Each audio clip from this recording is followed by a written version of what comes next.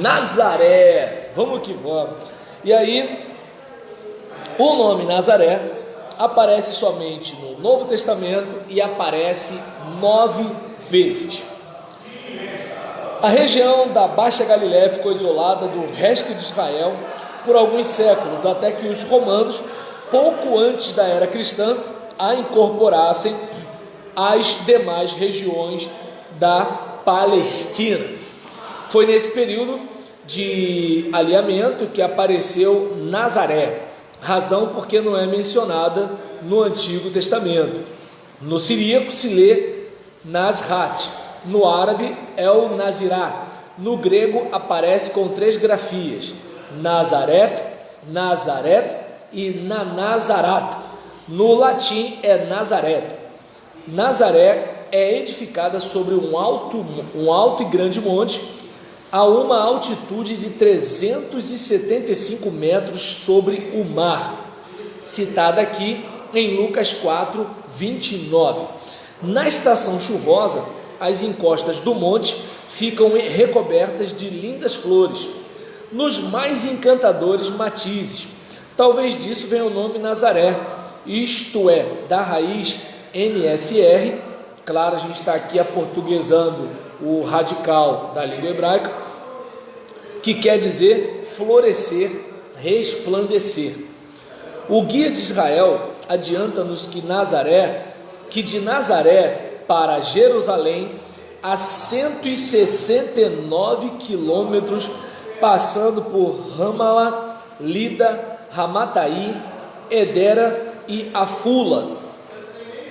O Guia de Israel também nos adianta que de Nazaré para Tel Aviv são 105 quilômetros, para Haifa 39 quilômetros, para Nahalal 13 e para Cafarnaum 47.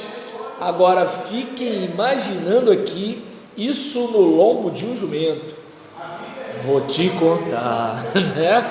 Então, nas faldas do outeiro onde está edificada Nazaré, existem restos de uma civilização que floresceu na Idade do Ferro, entre 900 a 550 a.C. Além do Velho Testamento, está omissa Nazaré nos escritos de Joséfo ou Flávio Joséfo e nos escritos rabínicos. Era uma cidade desprezada e de má fama. Lembra João 1,46? Pode vir alguma coisa boa de Nazaré? E aí o camarada tem que responder para o irmão, né? Ó, não vou discutir com você não, vem ver, porque na discussão é provável que eu perca, entendeu? Então vem ver, né? Tira por sua própria conta. E aí a glória de Nazaré veio com o Senhor Jesus.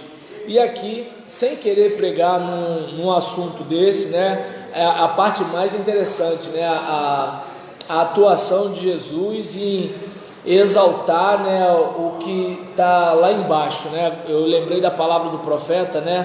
Todo monte será aterrado e nivelados serão, todo vale será aterrado e nivelados serão todos os montes e outeiros. Ou seja, o que está lá em cima a gente abate, o que está lá embaixo a gente exalta para ficar, né? Não há judeu nem grego, nem homem nem mulher, nem escravo nem livre. Rapaz, como é que eu tirei esse negócio disso aqui? Mas vamos lá. E aí, né, a gente vê que Nazaré acaba sendo, né, tratada com glória, com destaque, com o Senhor Jesus. Maria e José eram noivos e Gabriel trouxe a Maria a mensagem que ela seria mãe do prometido Messias. Jesus nasceu em Belém, mas foi criado em Nazaré e na oficina de carpintaria de José trabalhou até os 30 anos, como está em Lucas capítulo 3, versículo 23, quando foi manifestado a Israel. E aí, por isso, né, ele é chamado de um nazareno, certo? Porque é aquele caso, vamos supor, meu caso, eu sou carioca de nascimento, nasci em Vigário Geral, na rua Fernandes da Cunha, nasci ali até os 3 anos de idade, fui criado na rua Tinharé, em Lucas. Mas, depois dos 3 anos, fui parar em Caxias. E aí, né, de Caxias, né, onde eu fui criado até os 8 anos de idade, num bairro chamado Centenário, eu fui para o centro de Caxias, fiquei lá até os 10 anos mais ou menos, onde voltei para o Centenário, mas dessa vez eu fui para a favela da Mangueirinha. E aí, de lá, eu fui morar em São João, num bairro chamado Vila São João, que é onde tem a garagem da Master. Não sei se vocês já ouviram falar dessa garagem. E aí, de lá, eu voltei para o Centenário, né? Onde eu fiquei até os meus 13 anos de idade e me mudei para Duque de Caxias Centro de novo. E aí, nessa brincadeira, não sei se dá para perceber que você vai para lá, vai para cá, vai para lá, vai para cá, e eu sou tido como fluminense. Ninguém vai dizer que eu sou carioca com a vida que eu tenho, certo? E aí, até porque parece que a Baixada está no meu sangue, né? E então, perto da adolescência, eu fiquei coisas mais ou menos 1 ano e meio morando em Marechal Hermes, mas voltei para a Baixada, né? E aí, nessa brincadeira, não saí nunca mais. Ah, não, saí um pouquinho, né? Lá para os meus, deixa eu ver aqui, eu sei que é cultura inútil, mas assim, só para ter mais, para o que eu quero falar aqui, quando eu estava mais ou menos com os meus 31, 32 anos de idade, eu fui morar em Campo Grande. Aí fiquei mais ou menos coisas, acho que uns 2 anos só lá. Voltei para Baixada, só que dessa vez Jardim Metrópolis, São João de Meriti, e de lá Caxias Olavo Bilac, onde eu moro. Onde eu quero chegar com isso? Imagina um camarada que tem sua vida na Baixada, né? Pastoreia na Baixada, sua história ministerial é na Baixada.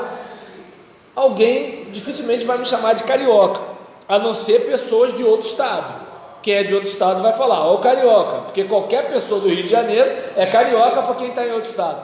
Mas, por exemplo, aqui no Rio de Janeiro, ninguém vai dizer que eu sou carioca, entende? E aí, voltando para cá, para quem pensou que eu só queria contar a história da minha vida para vocês escreverem um livro, né? Então a gente vê que assim, Jesus, ele não nasce em Nazaré, mas ele vive em Nazaré, ele tem história em Nazaré, então ele é chamado de o Nazareno, certo? Porque é bem possível que alguém, numa situação de pregação, na empolgação, porque sermão tem disso, né? Tu fica tão empolgado que você fala o que a Bíblia não diz, né? Não sei você, mas eu já falei que foram 10 leprosos e 2 voltaram para agradecer. Aí quando eu sento, a irmã toda desse jeito do meu lado fala assim, pastor, foi um só. Mas eu estava tão empolgado que eu botei mais um ali. Então, nesse caso, né, assim, tem mais coisa, né, mas assim, eu não lembro de todos os meus vacilos, até porque é mais fácil lembrar do vacilo dos outros. E aí, às vezes estou escutando pregação no YouTube, aí o pregador fala um negócio que não é verdade, né, aí eu corrijo o cara. Mas eu fico pensando assim, o que deve ter de gente que fez isso comigo. Mas vamos lá. E então, a gente aqui, né, viu que essa situação toda, né, ele trabalha com o pai na oficina durante os seus 3 anos ali, e isso resultou dele ser chamado de Nazareno, Mateus 21, versículo 11, como também seus seguidores, a seita do Nazareno, né, Atos 10, 38, e de Nazaré saiu para Cafarnaum, Mateus capítulo 4, versículo 13, Nazaré hoje é uma cidade grande com milhares de habitantes, na sua grande maioria cristãos. O comércio está quase todo em mão dos árabes. Olha aí. Nos primeiros séculos cristãos, Nazaré era uma cidade judia. A primeira referência hebreia a Nazaré aparece nos escritos do poeta Eliezer Kalir. No século XI, os cruzados elevaram Nazaré à capital da Galiléia. No século XIII, voltou ao domínio muçulmano, que durou até a ocupação britânica em 1917. e em 16 de julho de 1948, tomada por Israel. Então, aí você dá para perceber a dificuldade da paz lá na Palestina, né? Porque assim, era uma terra dos israelitas, e aí é claro, questão de judeus, israelita, israelense, você vê lá no Google. E aí, em relação era uma situação dessa, mas aí eles passam por aquele perrengue todo, né? Expatriados, aquela coisa todinha e tudo tal.